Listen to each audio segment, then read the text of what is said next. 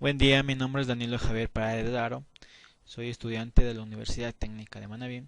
Este video va para la asignatura de neurología en el cual voy a hacer la presentación de un caso clínico de una enfermedad desmielinizante. El docente a cargo de la asignatura de neurología es el doctor Eugenio Lara, quien es médico cirujano del Hospital Verdi Ceballos Balda y catedrático de neurociencias y neurología en la Universidad Técnica de Manabí. Bien, aquí les presento mi caso en el cual voy a hablar sobre la neuropatía motora multifocal, en el cual aquí existen varios informes de casos, pero yo he escogido uno que es el mejor para este tipo de casos en esta exposición. Bien, tenemos aquí la presentación del caso. Un joven de 19 años, al que lo denominaremos BA, sintió una debilidad en el pie izquierdo hace 6 meses. Mientras jugaba fútbol, levantó la pierna izquierda y sintió una debilidad y torpeza en el pie izquierdo, como podemos ver en la imagen del jugador, lo cual no prestó mucha atención a este evento. 2 meses después refiere con sus padres, ya que notaron que no podía levantar el dedo mayor del pie izquierdo. El paciente niega sentir en el momento de la exploración un estímulo nociceptivo aplicado en la pierna izquierda o algún dolor, sea de la espalda o cualquier otro síntoma. Bien, al examen neurológico, el paciente revela caminata peroneal en la pierna izquierda, que más hacia adelante les voy a explicar por qué se da este tipo de inconvenientes. El paciente podía caminar en puntillas. La dorsiflexión del pie izquierdo era totalmente limitada. Podía ponerse en cuclillas, como podemos verificar aquí en la foto número 3, pero al agacharse con los pies completos no lo podía realizar, dado que tenía una notable debilidad del músculo tibial de la pierna izquierda. Aquí en este esquema podemos ver cómo el paciente no podía realizar esta acción de agacharse con los pies completos, sino más bien él depositaba todo su peso en sus puntillas. Bien, en cuanto a los reflejos como el rotuliano y el reflejo en el tendón de Aquiles, encontramos que en el pie derecho existía un reflejo normal, en cuanto al reflejo rotuliano, claro, mientras que el reflejo rotuliano en la pierna izquierda era totalmente disminuido. En el tendón de Aquiles eran simétricos y totalmente apropiados. Para verificar si no había un daño a nivel cortical, se le practicó el signo de Babinski. Totalmente fue negativo. Bien, en cuanto a los dedos del pie izquierdo, notaron que de todo el pie izquierdo, excepto el pulgar, estaban en dorsiflexión espontánea en el momento de la exploración, con una deformidad en los términos de dorsiflexión de la falange proximal y plantar de la falange distal. A esto se lo denomina el síndrome de bota de esquí. ¿Por qué sucede este síndrome de la bota de esquí? Esto es debido a que el nervio peroneal profundo, estos músculos comprimen el nervio y pueden provocar una gran debilidad del nervio en su función hacia los músculos que éste lo inerva. Se hizo la exploración de los arcos de ambos pies, en el cual obviamente estaban normalmente elevados, pero el izquierdo contaba con una prominencia más. En cuanto al músculo extensor de los dedos del pie izquierdo, fue totalmente atrófico y no hubo una alteración de la sensibilidad al momento de la exploración. Aquí podemos ver el músculo, que es el extensor de los pies, el cual también se encontraba debilitado, como les digo, porque al estar inervado por el nervio tibial, entonces como hay una compresión a este nervio, evita que se produzca una buena inervación hacia los músculos de este nervio. Bien, en cuanto a los tratamientos que tomaron los médicos en este caso, bueno, primeramente cabe recalcar que fue una neuropatía motora multifocal, el cual a través de la inmunoglobulina por vía intravenosa a una dosis de 0,4 gramos por kilogramo de peso por día, o sea, por 5 días para que complete el tratamiento, se observó una mejoría mínima del déficit neurológico.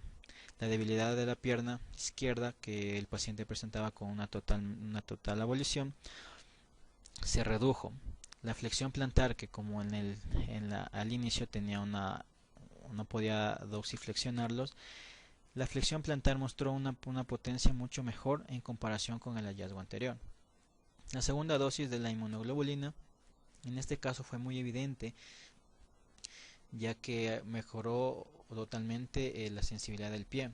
Adicional a esto, el déficit neurológico que aumentó totalmente, mientras que al caminar todavía permanecía con este movimiento peroneo, o como les dije, el síndrome de la bota de esquí. Bien, entonces, los médicos al poner la tercera dosis de la inmunoglobulina notaron que el paciente prácticamente caminaba totalmente normal.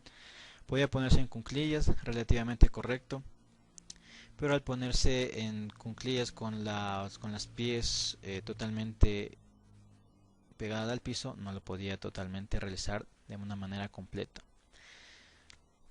El tendón de Aquiles tuvo una simetría en la cual el izquierdo se había acortado, pero la dorsiflexión activa del pie izquierdo aumentó, dado que aquí, como podemos ver en la imagen, había este tipo de dorsiflexión activa en contra de la resistencia.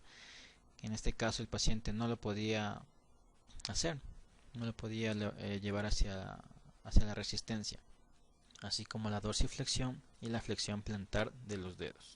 En el diagnóstico se basó en las pruebas de la electromioneurografía. El estudio de conducción nerviosa es el registro de la señal eléctrica que viaja a lo largo del nervio de un sitio a otro, por ejemplo de distal a proximal.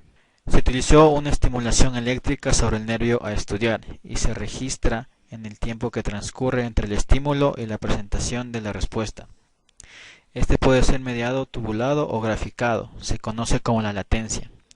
Se valora las respuestas motoras y sensitivas. Esas son estudiadas en formas separadas, ya que requieren de técnicas diferentes para cada modalidad. Ahora, ¿qué logra detectar la electromioneurografía? Esta lo único que trata de detectar es que si no hay una lesión en el nervio, o si hay una lesión a nivel de otro nervio, o si es axonal o si es desmielinizante. Las respuestas que se aplican durante este tipo de exámenes es pasar un tipo de corriente alterna de 15 miliamperios cuando es sensitiva y 35 miliamperios cuando se busca el déficit o encontrar la actividad motora. La neurona motora multifocal es una entidad clínica claramente definida y debe diagnosticarse a tiempo de tratarse con la inmunoglobulina por vía intravenosa.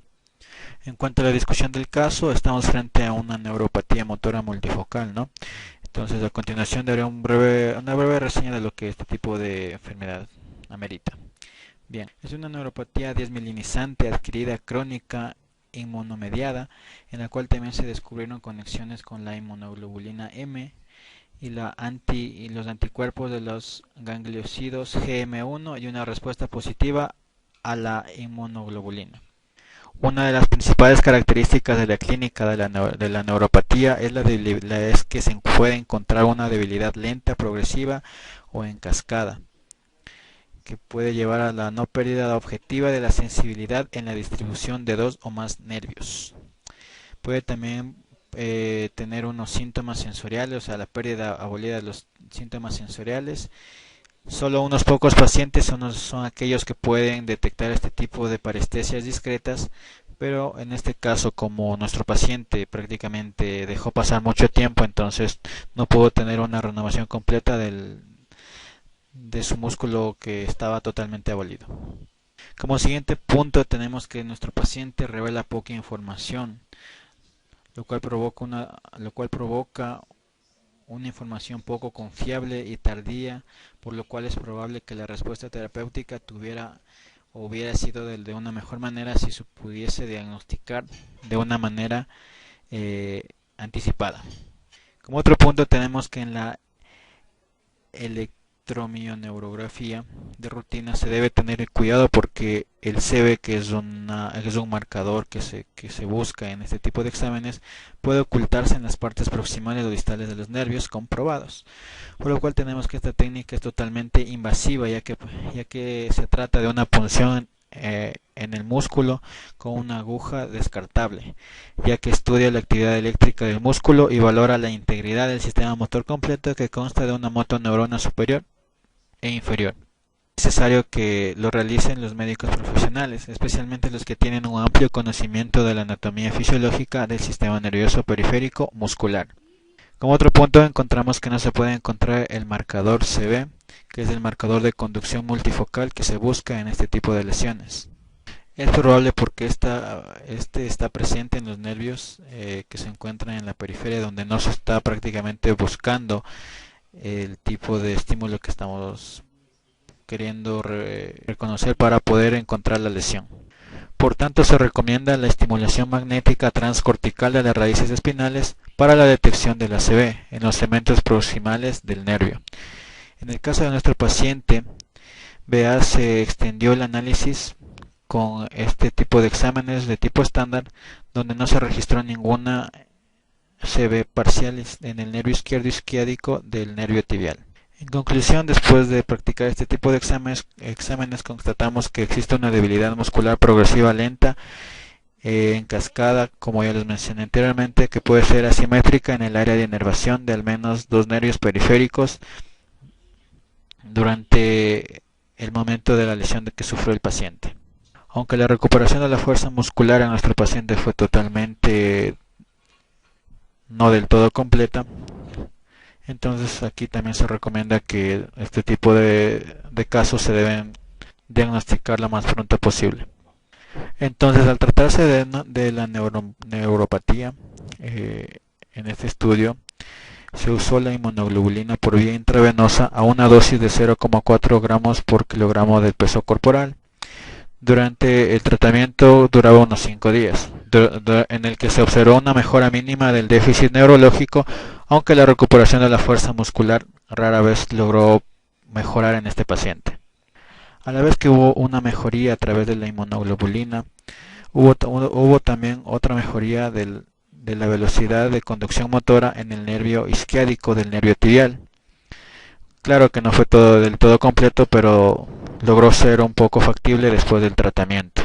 En este artículo también nos hablaba sobre la enfermedad de Lewis Sommer y la neuropatía, en lo cual nos indicaba que había que aprender a diferenciarlos, ya que estos pueden tener un tipo de coincidencias en el momento del diagnóstico, ya que en la neuropatía puede haber un déficit sensorial menor en términos de parestesia leve en las piernas, mientras que en la enfermedad de Lewis los pacientes con neuropatía no tienen una respuesta positiva al tratamiento con corticoides y plasmaféresis, en el cual también el síndrome de Lewis se caracteriza por la ausencia del anticuerpo anti-GM1 y la proteína del líquido cefalorraquídeo que se pueden presentar a nivel de esta enfermedad.